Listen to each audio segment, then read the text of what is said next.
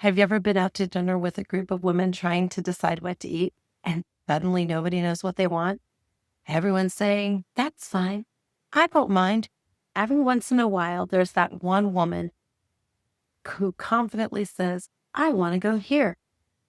And honestly, I've caught myself noticing how uncomfortable that can almost feel sometimes because I think so many women have spent years automatically accommodating everyone else that we stop practicing having preferences at all. And not because we truly don't care, but because somewhere along the way, we just got used to putting ourselves last.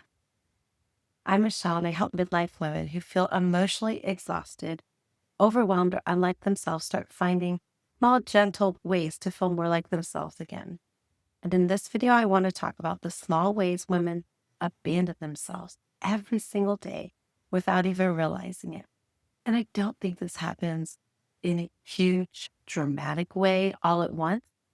I think it happens quietly through years of automatically overriding ourselves in little tiny ways over and over again. For so many of us, this starts so innocently.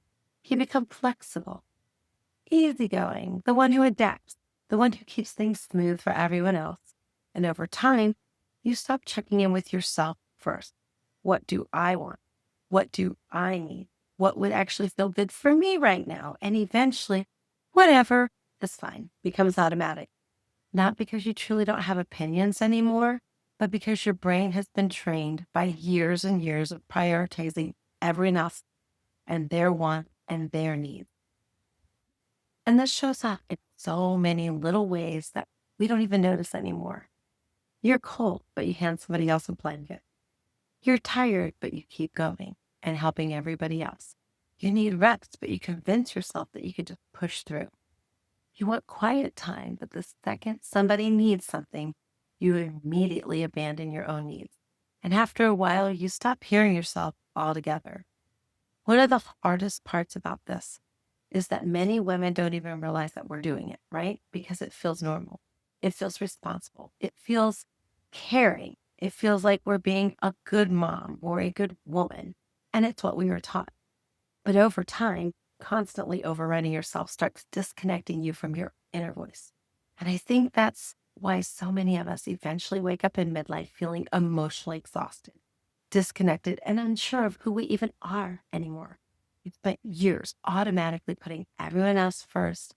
Self-trust slowly erodes this way too. Not usually through like just one big thing that happened, but by repeatedly teaching ourselves that your needs come last. But through tiny moments where you repeatedly teach yourself, my needs can wait. What I want doesn't matter as much. Everybody else comes first.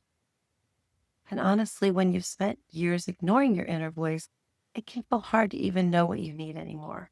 That's one of the reasons I created my self-care journaling blueprint.